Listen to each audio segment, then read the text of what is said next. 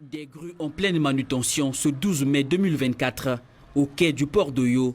L'opération est inédite. Un lot de marchandises en conteneur est embarqué dans un bateau, une grande première depuis la création de ce port.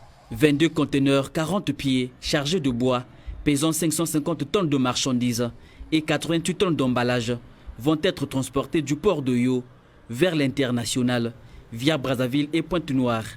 Enfin, le port d'Oyo va connaître un beau démarrage. Nous avions depuis longtemps souhaité que ceci se réalise depuis. Et maintenant, c'est effectif. Nous pouvons être heureux et rassurer tous les commerçants du département de la Cuvette et de la partie nord que désormais c'est effectif. Participant de l'essor de l'économie fluviale congolaise, cet essai du transport des conteneurs sur la ligne fluviale Oyo-Brazzaville est considéré comme le début d'une ère nouvelle pour ce port. Dans 2 semaines, nous allons avoir également un autre convoi qui partira. Et l'objectif pour nous, c'est d'assurer l'ouverture de la ligne fluviale entre Oyo et Brazzaville. Nous allons sur chaque 2 semaines un convoi qui devrait quitter le port d'Oyo vers le port de Brazzaville pour continuer vers Pointe-Noire.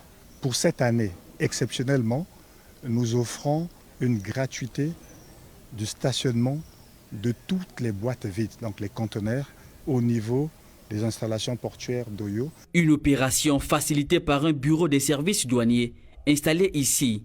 Le port d'Oyo a fait l'objet de la création d'un bureau de douane, un bureau principal de douane, selon la décision 304 du ministère de l'économie et des finances du 5 février 2004.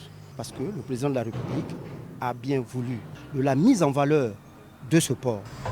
Avant cet embarquement, un sondage de la profondeur de la rivière Alima a été réalisé par une équipe de techniciens conduite par le capitaine du bateau pour se rassurer de la navigabilité de cette partie de la rivière, 135 km du port à son embouchure.